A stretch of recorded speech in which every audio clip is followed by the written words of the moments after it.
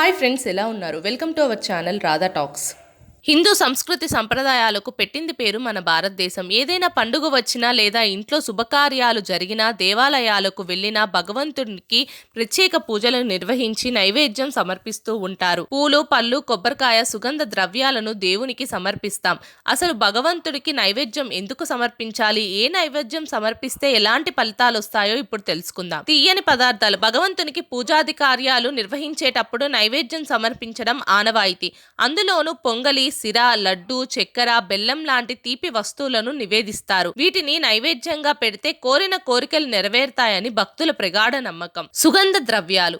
జీవితంలో ఎక్కువ కష్టాలను ఎదుర్కొనేవారు, కష్టమైన సమయాన్ని అనుభవించేవారు ఎప్పటికప్పుడు కష్టాల నుంచి బయటకు వస్తామా అని చూస్తుంటారు. దానికోసం రాహుకేతువులను పూజలు చేస్తారు. అలాగే శివలింగానికి శనివారం మసాలాలను నైవేద్యంగా సమర్పిస్తూ ఉంటారు. లక్ష్మీదేవి, ఆంజనేయుడికి పూజలు చేసేటప్పుడు లవంగాలను నైవేద్యంగా నివేదిస్తూ ఉంటారు. అలా చేయడం ద్వారా వారి కష్టాలు తొలగిపోతాయని భక్తుల నమ్మకం. కొబ్బరికాయ. పూజల్లో నివేదించే నైవేద్యాలలో కొబ్బరికాయ ఎంతో ప్రాముఖ్యమైనది, ముఖ్యమైనది. ఇంట్లో ఎలాంటి కార్యక్రమాలు చేపట్టినా, దేవాలయాలకు వెళ్ళినా కొబ్బరికాయ కొడతారు. దేవతల అనుగ్రహం పొందాలన్నా, దైవం శాంతించాలన్నా కొబ్బరికాయను ఖచ్చితంగా సమర్పించాలని జ్యోతిష్య పండితులు చెప్తుంటారు. అలాగే పళ్ళను నివేదిస్తే మానసికంగా బలం పెరుగుతుందని పండితులు చెప్తున్నారు.